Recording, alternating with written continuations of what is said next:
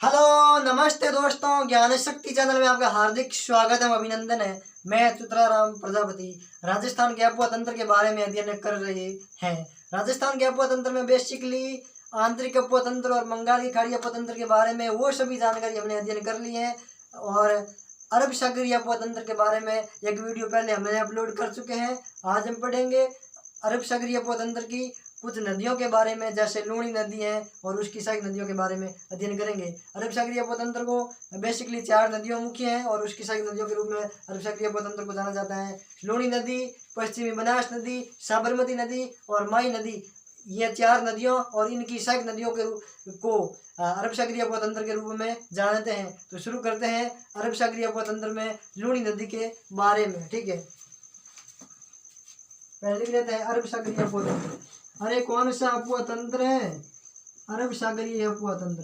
अरे बोलो कौन सा अपवा तंत्र है? अरब सागरीय अपवा तंत्र। अपवा तंत्र। अरब सागरीय अपवा तंत्र के बारे में कुछ बेसिक जानकारी के बारे में अध्ययन करते हैं। अरब सागरीय अपवा तंत्र में देखते हैं किस नदी के बारे में? लूणी नदी के बारे में। लूणी नदी के बारे में। किस नदी के बारे में? लूणी नदी के बारे में। उसके पहले एक छोटा सा कॉन्सेप्ट सीख लें ताकि आपको किसी भी प्रकार की समस्या का सामना न करना पड़े। ठीक है, तो छोटा सा कॉन्सेप्ट है, ज़्यादा आपको दिमाग नहीं लगाना।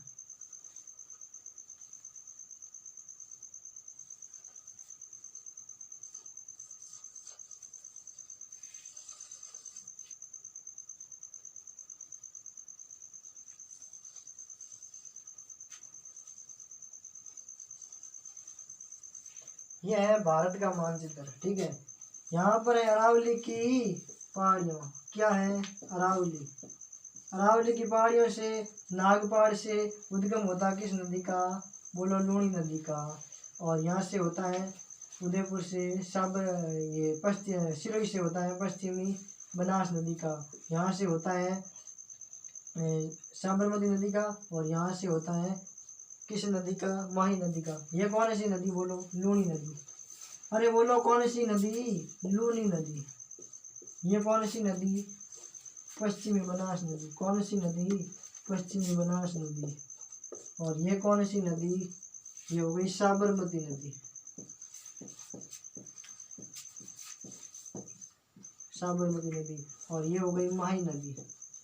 ठीक है, ऊपरी 2 नदियों लूणी और पश्चिमी बनास अपना जल कच्छ के रण में विलय करते हैं। समाप्ति स्थल लूणी और पश्चिमी बनास का समाप्ति स्थल है ये कच्छ का रण। ये है कच्छ का रण और ये है खंबात की खाड़ी। ठीक है, ये तो है खंबात की खाड़ी। अरे कौन सी खाड़ी? खंबात की खाड़ी। खंबात की खाड़ी। खंबात की खाड़ी में जल ले जाने वाली नदियों पूछे तो साबरमती और माही नदी अपना जल कहाँ ले जाती हैं? खंबात की खाड़ी में। और लूणी और पश्चिमी बनास कच्छ के रण में जल ले जाती हैं। किस कहाँ पर ले जाती हैं? कच्छ का रण। कच्छ का रण। बोलो कौन सा रण है? कच्छ के रण में अपना जल विसर्जित करने वाली नदी पूछे तो लूणी और पश्चिमी बनास। और खंबात की खाड़ी में जल ले जाने वाली राजस्थान की नदियों के नाम पूछे तो साबरमती और माई। तो ध्यान रखना, ऊपरी 2 नदियों है जैसे लूणी और पश्चिमी बनास कच्छ के रण में। कच्छ का रण ऊपर है तो ऊपरी नदियों लूणी और पश्चिमी बनास, और खंबात की खाड़ी नीचे है तो साबरमती और माई। और ये दोनों ही खाड़ियों या कच्छ का रण पूछे तो ये दोनों है कहाँ पर? गुजरात में। ठीक है, गुजरात के तट पर ये पहला वाला खाड़ी है। ठीक है, ये था कच्छ का। और सेकंड नंबर पे है खंबात की खाड़ी। ठीक है, कोई डाउट हो तो कमेंट बॉक्स में लिख देना। ठीक है, थ्योरी के रूप में लिख लेते हैं।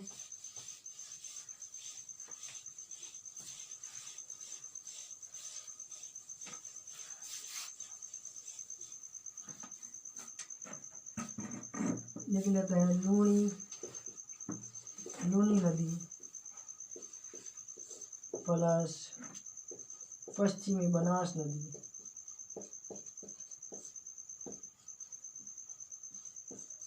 यह दोनों नदियां तो अपना जल कहाँ ले जाती हैं? कच्छ के रण में। कच्छ का रण। और कच्छ का रण है कहाँ पर? गुजरात में। गुजरात के तट पर। और साबरमती व माही नदी, साबरमती व माही नदी अपना जल ले जाती है कहाँ पर, खंबात की खाड़ी में। अरे बोलो कौन सी खाड़ी, खंबात की खाड़ी। ठीक है, विशेष रूप से ध्यान रखना। सुनो, मेरा मकसद यही था, बेसिकली ज्यादातर विद्यार्थियों को कंफ्यूज होता कच्छ की रण में कौन सी नदी गिरती है और खंबात की खाड़ी में कौन सी नदी गिरती है। तो विशेष रूप से ध्यान रखें, लूनी और पश्चिम बनास नदी कच्छ के रण में अपना जल ले जाती है और साबरमती व माही नदी अपना जल खंबात की खाड़ी में ले जाती है। और कच्छ का रण और खंबात की खाड़ी ये दोनों अरब सागर का हिस्सा है। ठीक है, अब देखते हैं लूनी नदी के पूर्व क्षेत्र के बारे में और लूनी नदी की बेसिक जानकारी। ये तो हो गई अरब सागरीय पोतंत्र की राजस्थान में बहने वाली चारों नदियों के जल विसर्जन को लेकर कुछ डाउट जो आपको सरलता से समझ में आ गए होंगे मेरे हिसाब से। अब देखते हैं लूनी नदी के बारे में। कौन सी नदी, लूनी नदी। लूनी नदी, लूनी नदी के बारे में जानकारी प्राप्त करते हैं।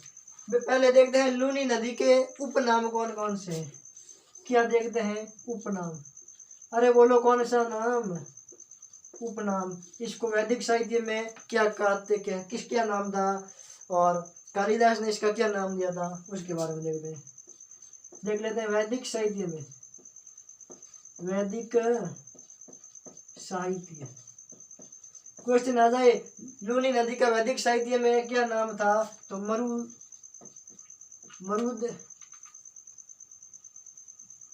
विरदा, मरुद विरदा नाम था। क्या वैदिक साहित्य में पूछे कि लूनी नदी का उपनाम के रूप में वैदिक साहित्य में क्या था, तो मरुद विरदा। और क्वेश्चन ये आ जाए, कालिदास ने अपनी रचना में, कालिदास ने लूनी नदी के बारे में किस नाम से संबोधित किया लूनी नदी को, तो आंसर होगा अंत्य सलीला।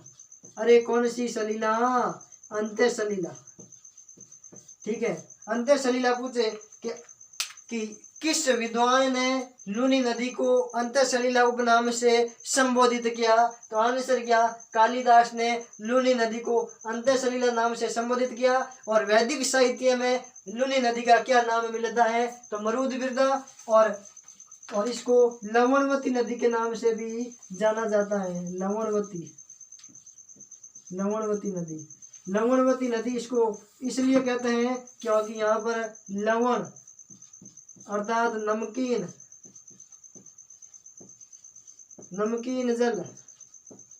जल की क्या है, ज्यादा उपलब्धता। ठीक है, लवणवती नदी लवण या नमकीन जल की अधिकता के कारण लूनी नदी को लवणवती नदी के नाम से भी जाना जाता है। कालिदास ने अपनी रचना में अंत्य सलीला और वैदिक साहित्य में इसको मरुद विरदा के नाम से भी जाना जाता है। और विश्व की एकमात्र नदी जो आधी खारी और आधी मीठी के नाम से भी जानी जाती है, कौन सी नदी, लूनी नदी। लिख लो, आधी खारी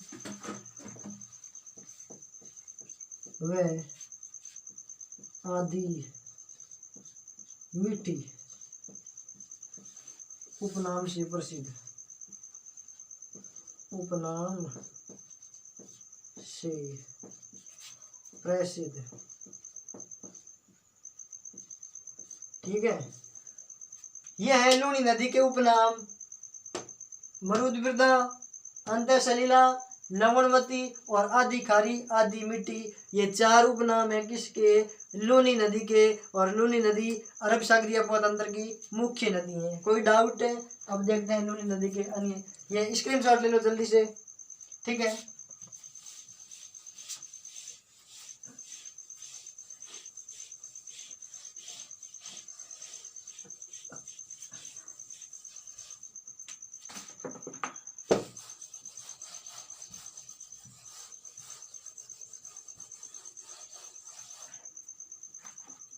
अब देखते हैं लूनी नदी का उद्गम स्थल। अरे कौन सा स्थल, उद्गम स्थल। उद्गम स्थल छोटा सा स्ट्रक्चर बना लेता है। ठीक है, ये जिला कौन सा, बोलो अजमेर जिला। अरे बोलो ये जिला कौन सा, अजमेर जिला।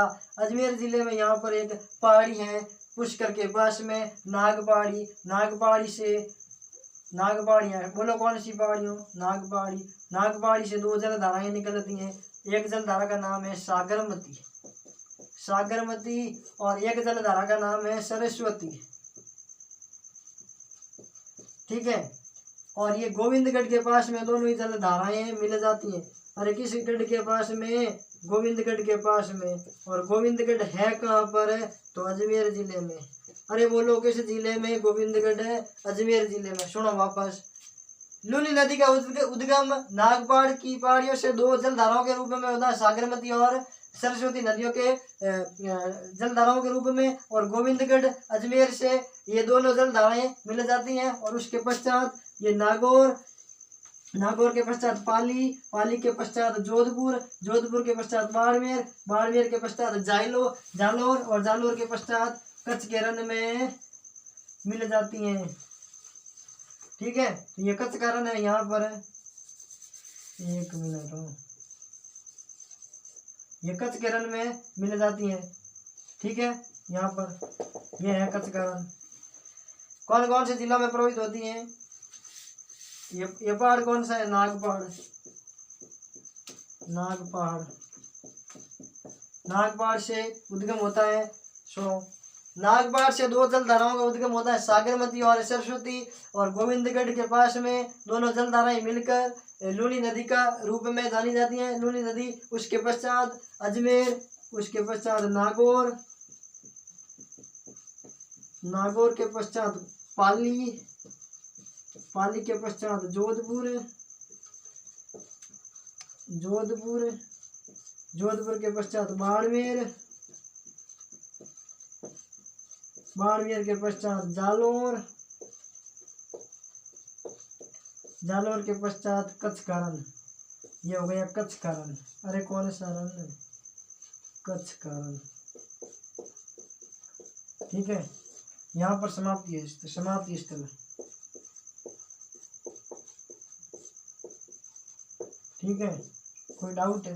सुनो वापस, लूनी नदी के पूर्व क्षेत्र के बारे में देख रहे हैं। लूनी नदी का उद्गम अजमेर में नागपहाड़ियों से होता है, दो जलधाराओं के रूप में सागरमती और सरस्वती नदियों के दो जलधाराओं के रूप में होता है। और गोविंदगढ़ के पश्चात ये उसके पश्चात लूनी नदी के नाम से जानी जाती है। लूनी नदी का पूर्व क्षेत्र पूछे तो अजमेर, नागौर, पाली, जोधपुर, बाड़मेर और जालोर राजस्थान के 6 जिलों में प्रभावित होती हैं। और राजस्थान में 6 जिलों में प्रभावित होने वाली 3 नदियां हैं, चंबल नदी, बनास नदी और लूनी नदी। ये तीनों नदियों राजस्थान के 6 जिलों में प्रभावित होती हैं। उसमें से एक नदी है लूनी नदी, जिसका उद्गम पूछे तो सागरमती और सरस्वती नदियों के जलधाराओं के रूप में गोविंदगढ़ के पश्चात लूनी नदी के नाम से जानी जाती हैं।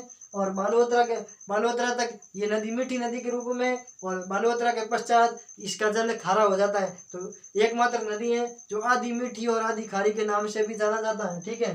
अब थ्योरी के रूप में लिख लेते हैं, कोई डाउट हो तो कमेंट बॉक्स में लिख देना। उद्गम पूछे तो नागपाड़ से, और अंतिम बिंदु या समाप्ति स्थल पूछे तो कच्छ का रण गुजरात के पास अरब सागर में अपना जल ले जाती हैं, ठीक है। अब थ्योरी के रूप में लिख लेते हैं।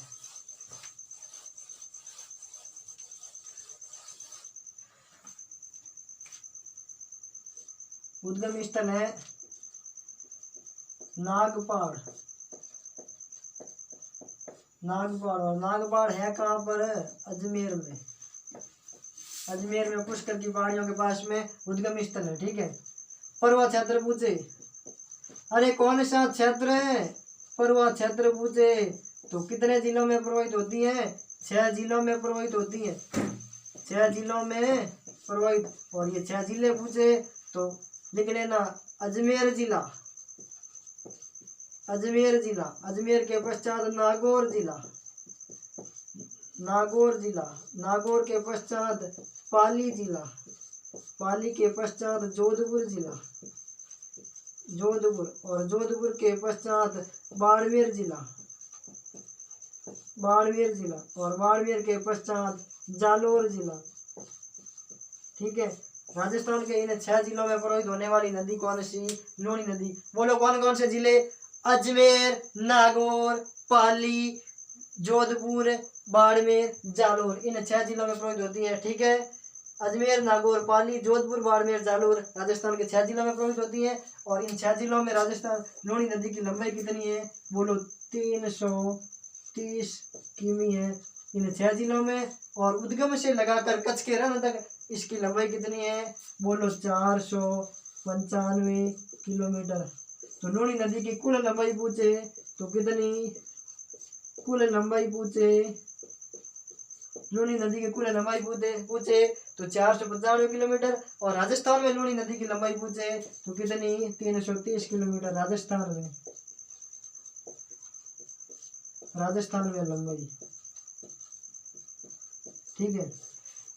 वापस सुनो, लूनी नदी की लंबाई पूछे कुल तो 495 किलोमीटर कुल लंबाई।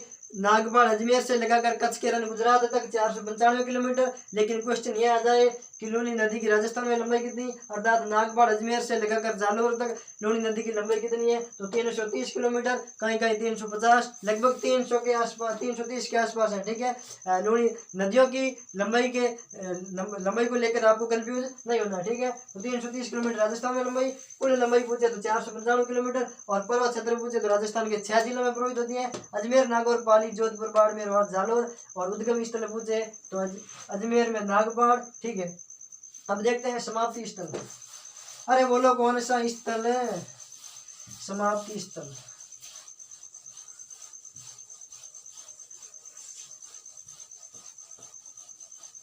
समाप्ति स्थल, समाप्ति स्थल, समाप्ति स्थल पूछे तो आंसर क्या? कच्छ का रण, कच्छ का रण। और कच्छ का रण है कहाँ पर? है गुजरात में। अरे कौन सा रात? गुजरात में है। किसका समाप्ति स्थल? लूनी नदी का समाप्ति स्थल पूछे तो कच्छ का रण, उद्गम पूछे तो नागपाड़, अजमेर। इस प्रकार से लूनी नदी की कुल लंबाई पूछे तो कितनी? 495 किलोमीटर। राजस्थान में लंबाई पूछे तो 330 किलोमीटर। कोई डाउट हो तो कमेंट बॉक्स में लिख देना। आज हम लूनी नदी के पर्वत क्षेत्र के बारे में जानकारी प्राप्त की है, उसकी सही नदियों के बारे में पढ़ेंगे अगले वीडियो में। तब तक बने रहे ज्ञान शक्ति चैनल पर।